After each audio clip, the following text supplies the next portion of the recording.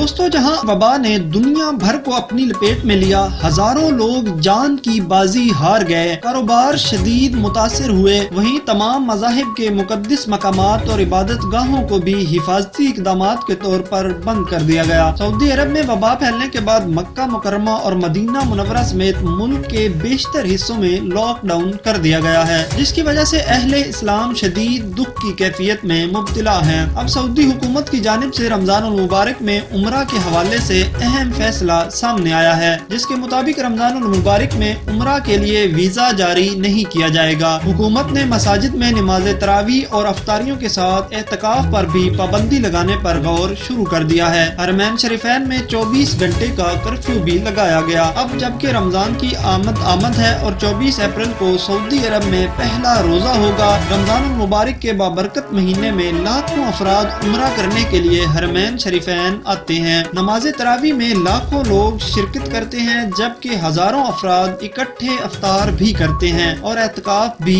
بیٹھتے ہیں۔ لیکن ملک میں بڑھتی ہوئی وبا کے باعث اس سال رمضان المبارک میں عمرہ پر پابندی لگا دی گئی ہے۔ اب قوی امکان یہ ہے کہ نماز تراویح، افطار اور اعتکاف پر بھی پابندی عائد کر دی جائے گی۔ سعودی حکومت نے ٹریول ایجنسیوں، ہوٹلوں اور ٹرانسپورٹ انڈسٹری کو کسی بھی قسم کا ایگریمنٹ کرنے سے منع کر دیا ہے۔ غیر ملکی خبر رساں ادارے کے مطابق سعودیہ میں اب تک 44 لوگ اس وبا سے جاں بحق ہو چکے ہیں، جبکہ 3000 سے زائد متاثر ہیں۔ سعودی وزارت صحت کے مطابق آئندہ چند ہفتوں میں متاثرہ افراد کی تعداد 1 لاکھ سے 2 لاکھ تک ہو سکتی ہے۔ دوستو یہ تھی رمضان المبارک میں عمرہ کے حوالے سے تازہ ترین معلومات۔ امید کرتے ہیں کہ آپ کو یہ معلوماتی ویڈیو پسند آئی ہوگی۔ کمنٹ سیکشن میں ضرور بتائیے گا اور مزید ایسی ویڈیوز کے لیے چینل سبسکرائب کرنا نہ بھولیں۔ اگلی ویڈیو تک کے لیے اللہ حافظ۔